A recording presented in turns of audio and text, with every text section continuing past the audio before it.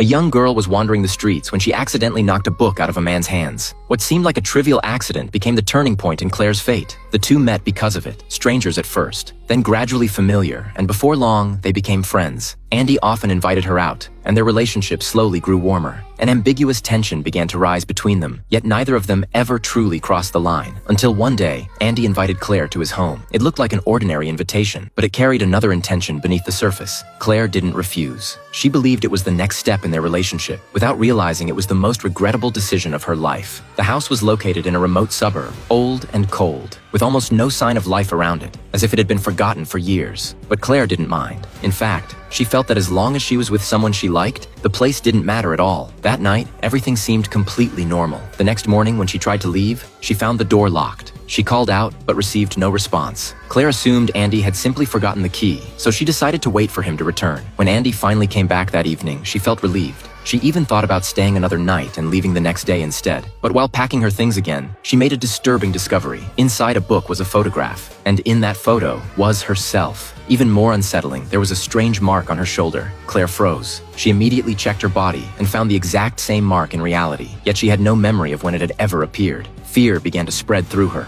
She rushed to the door with the key, only to realize it wouldn't open. The key was fake. Claire ran to the windows, but they were all sealed shut, without even the smallest gap. She tried to call for help, only to discover the SIM card in her phone had already been removed. At that moment, Claire finally understood. She was trapped. She smashed the glass in desperation, but behind it was another layer of reinforced safety glass. Hope collapsed instantly. Just as she was breaking down, she suddenly heard the sound of a lock turning outside. Andy had returned. Claire tried to hide her panic, but Andy still noticed something was wrong.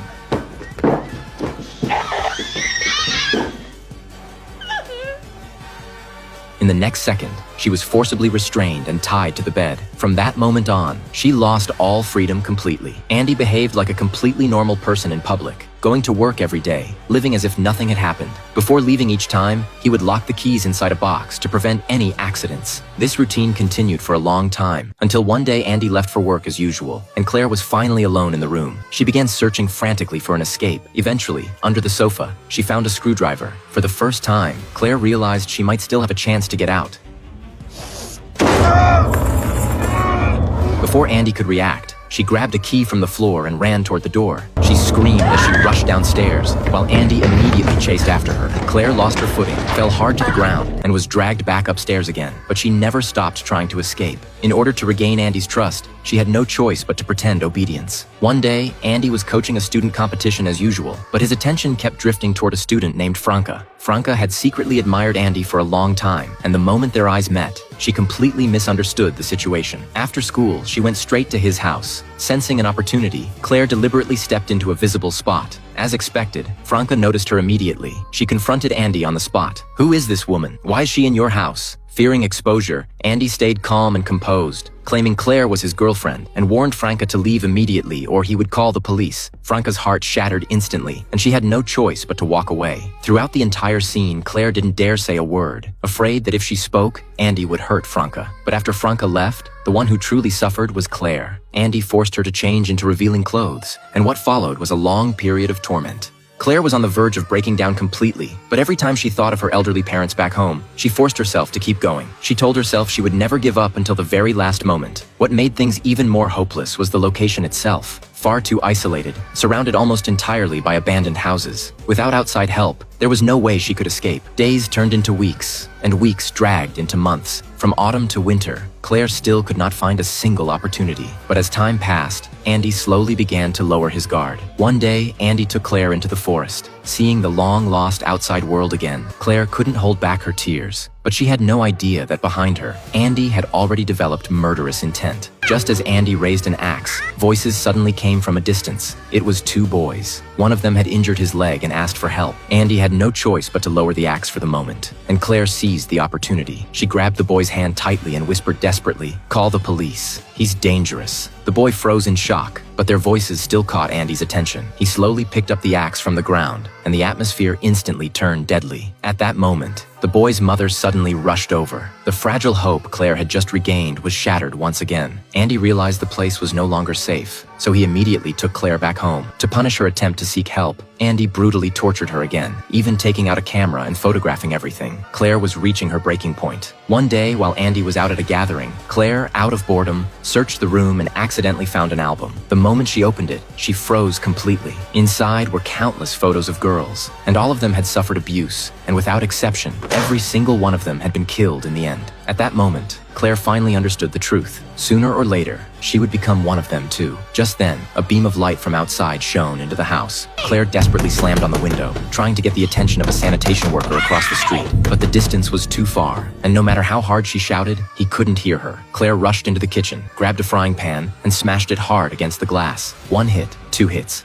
Finally, the window shattered. The sanitation worker outside finally noticed something was wrong and immediately ran toward the house. Seeing someone had finally noticed her, Claire was so overwhelmed she nearly burst into tears. But she had no idea that at that very moment, Andy was already rushing back in a frenzy. Soon, the worker followed the sound and reached the building. Claire screamed for help, but the door was completely locked, and the man couldn't get in. And then, Andy suddenly charged upstairs. Claire froze in terror on the spot. But what happened next was even worse. Andy raised a metal pipe and slammed it into the janitor. Again and again, he kept swinging, never stopping until the man stopped moving completely. Claire was horrified by what she was seeing, but the nightmare still wasn't over. Andy even forced Claire to help clean up the scene. Too terrified to resist, she obeyed him. After everything was finished, Andy calmly sat back down and continued grading student assignments like nothing had happened. He even ordered Claire to clean the house spotless, because the next day, Andy planned to remove every trace of the smell inside the house. Claire pretended to cooperate, but then she noticed the notebook belonging to the same female student who had visited before. In that instant, an idea suddenly hit her. Claire intentionally burned her own hand.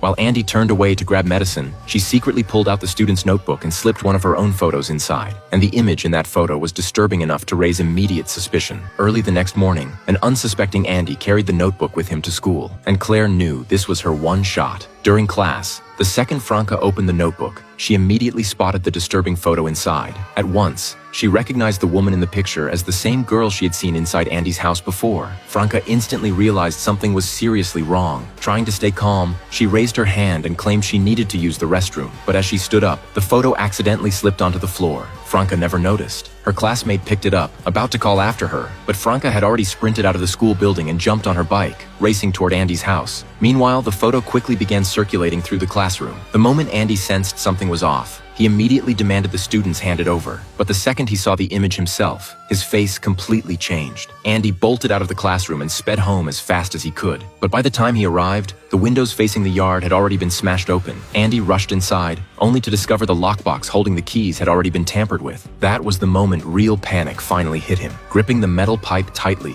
he slowly made his way upstairs. The bedroom door stood wide open, but the room was completely empty. Andy tore through the house searching everywhere, yet neither girl was anywhere to be found. For the first time, Andy finally felt fear himself. And right then, Claire's voice suddenly echoed from outside the house. A second later, the front door slammed shut and locked from the outside. Andy finally realized the place where he had imprisoned Claire had now become his own cage. Claire shut off the main power and cut the water supply, leaving Andy trapped inside the house alone, forcing him to suffer the consequences of everything he had done. And after surviving all of it, Claire finally escaped for good.